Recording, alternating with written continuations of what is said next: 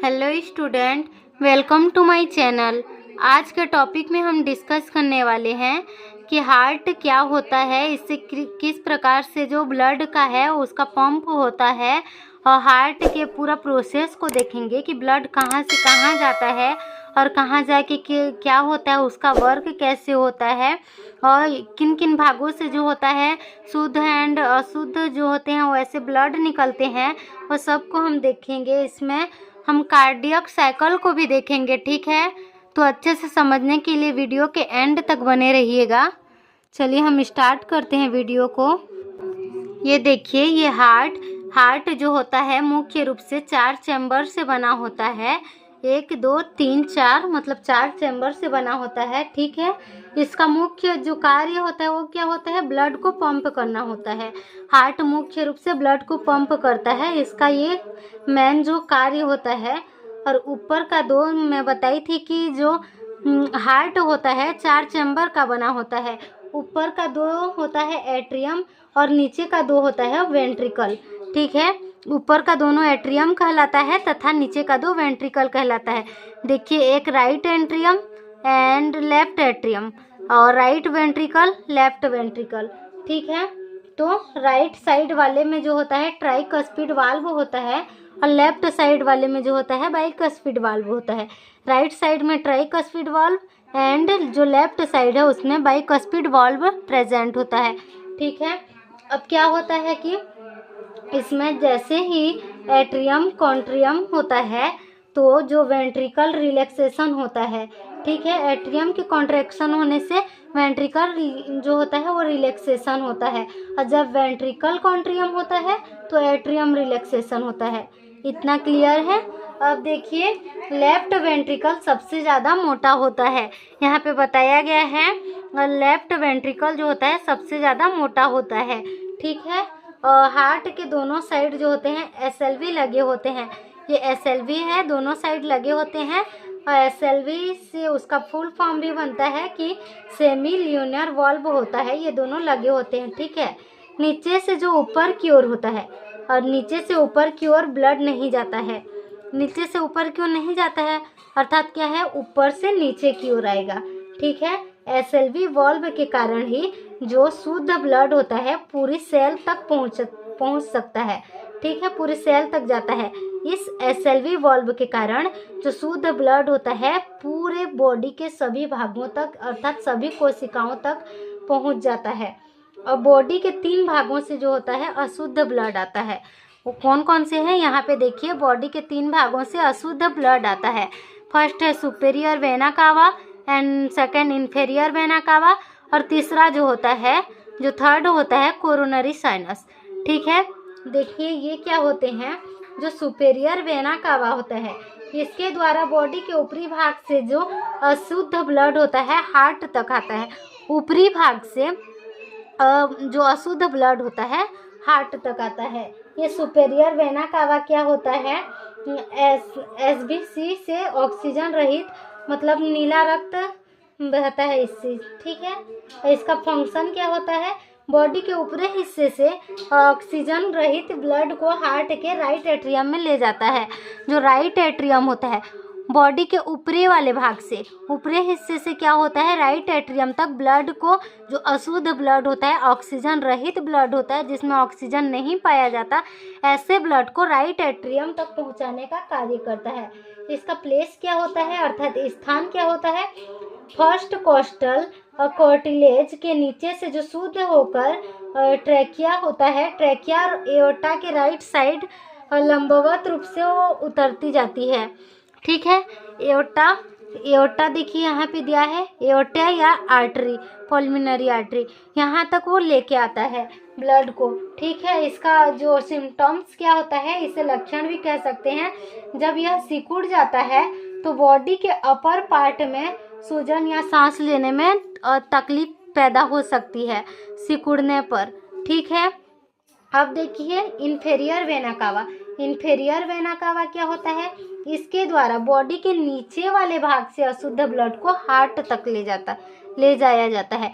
इसमें ऊपर वाले भाग से हार्ट तक आ रहा था, ऊपरी भाग से सुपेरियर वेना कावा में, जबकि इन्फेरियर वेना कावा में क्या होता है, जस्ट उल्टा होता है। नीचे वाले भाग से हार्ट तक जो ब्लड होता है उसको लिया जाता है या ब्लड पहुंचता है।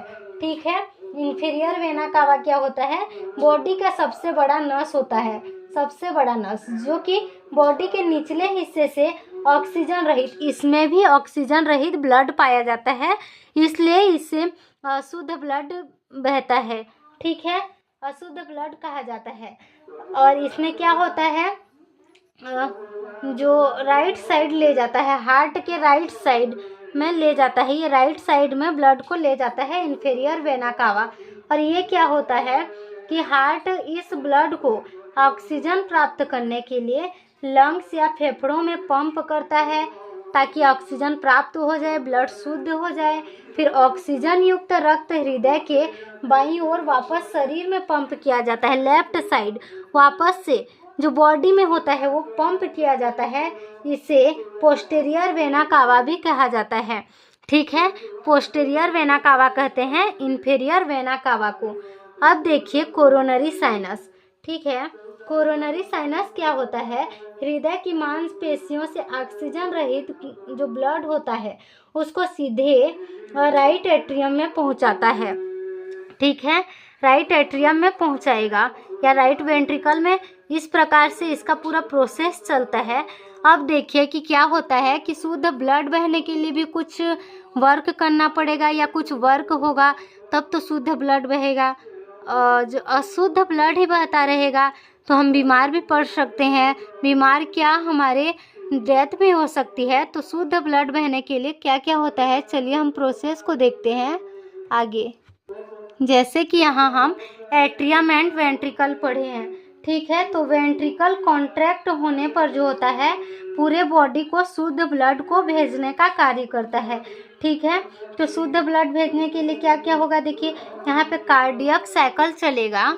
ठीक है, जो कि 0.8 सेकेंड का होता है। ये देखिए कार्डियक साइकिल जो 0.8 सेकेंड का होगा। यहाँ एट्रियम एंड वेंट्रिकल जो हम हार्ट में भी पढ़ चुके हैं, तो एट्रियम सिस्टोल होता है जिसका जो वो टाइम होता है 0.1 एंड एट्रियम डिस्टोल होगा तो 0.7 सेकेंड का।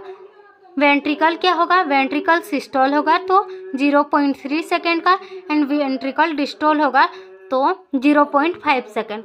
अच्छा, क्या है कि हम पहले से atrium and ventricle systole diastole कर रहे हैं, तो ये क्या होता है, देखिए सिस्टोल और डिस्टोल जो होता है, हार्ट के जो सिकुड़ने पर, हार्ट सिकुड़ता है फिर से फूलता है, तो हार्ट के सिकुड़ जाने पर ब्लड जो होता है बाहर जाता है।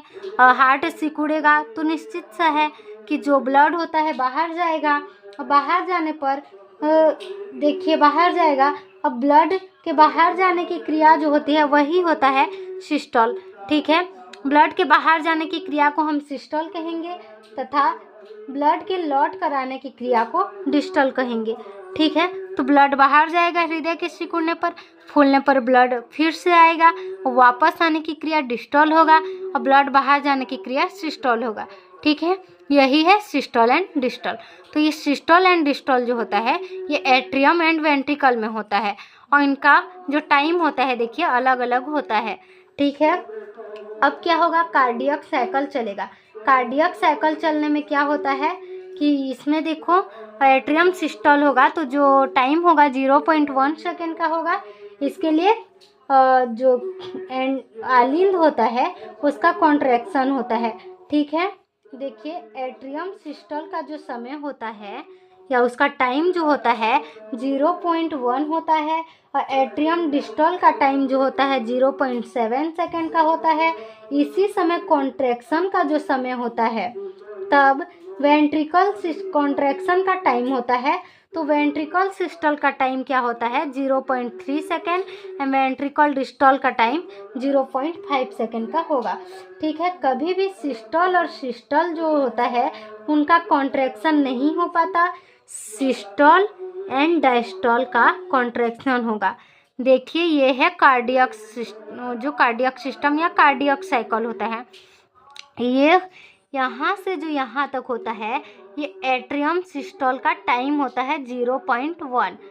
वेंट्रिकल सिस्टोल का टाइम होगा 0.3। ठीक है। अब वेंट्रिकल डिस्टोल का टाइम होगा 0.5 सेकेंड और एट्रियम डायस्टोल का टाइम होगा 0.7 सेकेंड। ठीक है।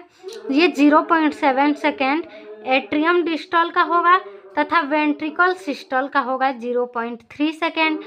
मैं बताई थी डिस्टोल और सिस्टोल का कॉन्ट्रैक्शन होता है।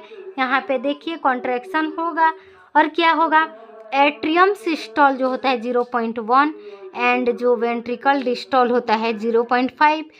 तो atrium systole and atrium diastole इनका कॉन्ट्रैक्शन होगा सिस्टोल एंड डिस्टोल का। ठीक है। इस प्रकार से कार्डियक साइकिल चलेगा और इसका पूरा जो टाइम होता है 0.8 का होता है। ठीक है। यही होता है कार्डियक साइकिल। इसमें क्या होता है कि जो ब्लड का मैं बताई थी तो इसमें क्या होता है सिस्टोल और डिस्टोल का प्रेशर भी होता है। ठीक है। ये सिस्टोल और डिस्टोल है तो एक सिंपल सी बात है कि इनका जो प्रेशर भी हो सकता है। तो सिस्टोल और डिस्टोल के प्रेशर को जो होता है ब्लड प्रेशर कहा जाता है। मेन पॉइंट है, याद रखिएगा, ब्लड प्रेशर। ठीक है। ब्लड प्रेशर क्या होता है, सिस्टोल एंड डिस्टोल के प्रेशर को ही ब्लड प्रेशर कहा जाता है। तो ये ब्लड प्रेशर क्या होगा, नॉर्मल हो सकता है, हाई हो सकता है, लो हो सकता है। नॉर्मल ब्लड प्रेशर जो होता है उसमें सिस्टोल एंड डिस्टोल दोनों नॉर्मल होते हैं एंड उसमें क्या होता है 120/80 हो सकता है। ठीक है। और हाई ब्लड प्रेशर क्या होगा 150/90, जिसमें सिस्टोल और डिस्टोल दोनों अधिक होते हैं। ठीक है। फिर देखिए low blood pressure. Low blood pressure में क्या होता है 100/60 होगा। उसमें क्या होता है सिस्टोल और डिस्टोल दोनों कम होता है। ठीक है। इतना क्लियर करने के बाद छोड़िए ब्लड प्रेशर को, हम उसी को देखते हैं हार्ट को। तो यही है पूरा हार्ट का प्रोसेस। ठीक है। क्लियर है ना, समझ में तो आया होगा।